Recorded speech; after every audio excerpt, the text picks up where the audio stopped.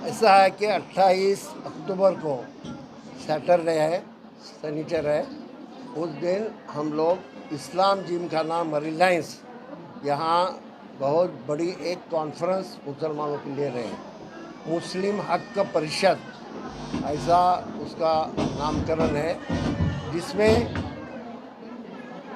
आरक्षण, शिक्षण और संरक्षण ये तीन बातों के ऊपर बहस होगी।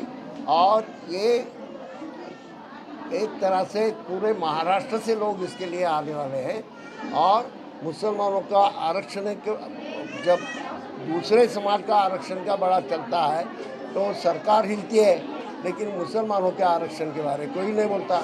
आज मुसलमान सबसे पीछे है। 1947 में मुसलमान जहाँ था उससे नीचे गया है, और दूसरे समाज बहुत नहीं लेकिन कुछ न कुछ ऊपर गए हैं। तो हमें वो ऊपर गए उसके बारे में हमें दुख नहीं, हमें बड़ा ये है, खुशी है, क्योंकि मैं दलितों में, आदिवासियों में, ओबीसी में काम किया हुआ आदमी हूँ।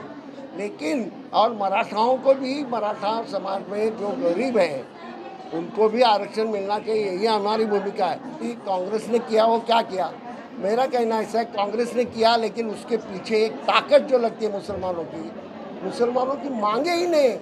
चीफ मिनिस्टर मुझे ये बताते हैं कि मुसलमान क्या मांगता है, मुसलमान कुछ मांगता ही नहीं। मुसलमान अपनी मांगों के लिए संगठित होना चाहिए, उसने मांग करना चाहिए। हमारे नेताओं ने दूसरी बकवास करने के बजाय मुसलमानों की ये जो हालात है, माजी हालात है, इसके बारे में बोलना चाहिए। उनकी शिक्षा का सवाल है, उनके भूख का सवाल है, उनके नौकरी का सवाल है, उनके व्यापार का सवाल है, उनके घरों का सवाल है। ये सवाल के ऊपर कभी हम लोगों ने कुछ किया ही नहीं।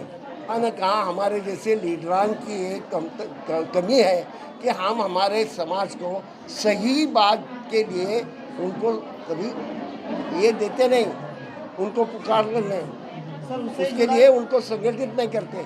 हम हमारे वोट के जरिए ही सब देखते रहते हैं। इतनी गुर्बत है मुसलमानों की, घरों का सवाल क्यों नहीं छूटता? मुस्लिम जो बस्तियां हैं वो बस्तियां हाउसिंग बोर्ड के जरिए अच्छी क्यों नहीं की जाती, रीडेवलपमेंट क्यों नहीं होते?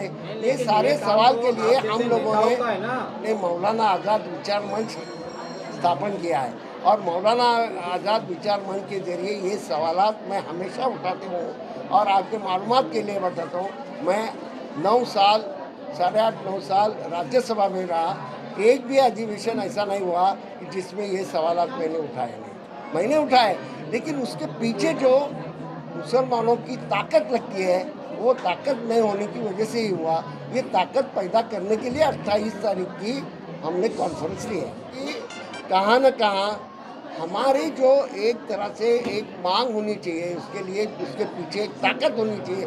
दूसरे समाज करते हैं ना, हर समाज का कुछ न कुछ हुआ। आज दलितों के ऊपर अन्याय करो, मेरे बच्चे मारे जाते हैं सातार में, कोल्हापुर में, खटाव में, औरंगाबाद में। हम कहाँ, मुझे यहाँ कुछ लगता है क्या? आप लोग कहाँ होते हैं ऐसे वक्त में? नेता लोग मुस्लिम चेहरे जो है, जो ताकत रखते हैं, अपने आप में वजूद रखते हैं, आप लोग कहीं पर दिखाई नहीं देते ऐसे वक्त। बहुत अच्छी बात पूछी आपने। मैं त्रिमेकेश्वर मंदिर में गया, वहाँ ये सवाल उठाया। मैं खटाव तालुका में गया, मैं नगर डिस्ट्रिक्ट में गया, मैं औरंगाबाद में गया। लेकिन मैं खाली जाके नहीं होता, मेरे पीछे एक ताकत जो चाहिए। जब तक ताकत आप पैदा नहीं करेंगे, मुसलमान क्या होता है ना, तो चुप रहता है। वहाँ कुछ हुआ, सातार में बच्चे मारे गए, मुझे मेरा क्या गया? ये जो है ना, ये बिल्कुल गलत है। ये वहाँ जो मारा गया बच्चा वो मेरा है, इसके लिए मैं लड़ना चाहिए। दलित लड़ता है ना, और दलितों के लिए मैं भी लड़ता हूँ, आदिवासियों के लिए मैं भी लड़ता हूँ। वैसे आज दलित भी बोलते हैं, लेकिन मुसलमानों का इकट्ठा करना, उनकी ताकत बढ़ाना, यही एक ये है मकसद है, और यही सॉल्यूशन है। और कोई सॉल्यूशन है ऐसा मुझे नहीं लगना चाहिए। और इस तरह का मॉब लिंचिंग होता है कैसा? ये देश ये कॉन्स्टिट्यूशन के जरिए चलता है या गुंडों का राज है? आपने सवाल बहुत अच्छा पूछा है, बिल्कुल आपका सवाल बराबर है। ऐसा लिंचिंग कैसा होता है? और वो उनको मदद भी नहीं मिलती। आज तक वो औरत को जो मारा गया वहाँ उसे गांव में, तो वहाँ उसके औरत प्रेग्नेंट है, उसको आज तक मदद नहीं मिली। मौलाना आज़ाद विचार मंच का ये पहला प्रोग्राम है जो मीरा भाईंदर में हुआ है। हमने यहाँ पर अध्यक्ष नियुक्त किए, जनरल सेक्रेटरी नियुक्त किए। हमारा 11 पॉइंट एजेंडा है जो मुस्लिम हक परिषद के पत्रक पर और सारी चीज़ों पर दिया हुआ है। सबसे इम्पॉर्टेंट चीज़ हमारा एजुकेशन और उसके लिए स्कॉलरशिप की स्कीम्स जो हम सालों से इम्प्लीमेंट करते आए, बंद भी उसको दोबारा चालू होना चाहिए। और रिज़र्वेशन जो काफ़ी टाइम से अलग अलग पार्टियों के ज़रिए से आता रहा जाता रहा, लेकिन हम ये चाहते हैं कि आज हमारे जनरेशन के टाइम पे, हमारे टाइम पे ये बिल पास हो जाए और हमको ये आरक्षण मिले। हम ये आरक्षण के साथ साथ संरक्षण भी मिले। हमारे साथ मॉब लिंचिंग होती है, हमारे साथ बहुत सारी नाइंसाफ़ी होती है। इस वक्त में कुछ न कुछ हमारी तरफ से कार्रवाई जो है हम करने भी जाते हैं, वो प्रतिक्रिया भी देते हैं, तो भी हम प्रॉब्लम में आते हैं। तो हम लोगों को सेफगार्ड करने के लिए मौलाना आज़ाद विचार मंच की तरफ से जो उनकी आइडियोलॉजी है मौलाना आज़ाद रहमतुल्लाह अलैह की, उसके हिसाब से हम लोग इस मंच को आगे बढ़ाने के लिए यहाँ पर जमा हुए हैं। तौसीफ शेख, मैं लोक सहायता वेलफेयर ट्रस्ट का प्रेसिडेंट हूँ और आज मुझे दानिश लांबे भाई ने बहुत अच्छा मौका दिया है, जिला अध्यक्ष मौलाना आज़ाद विचार मंच का।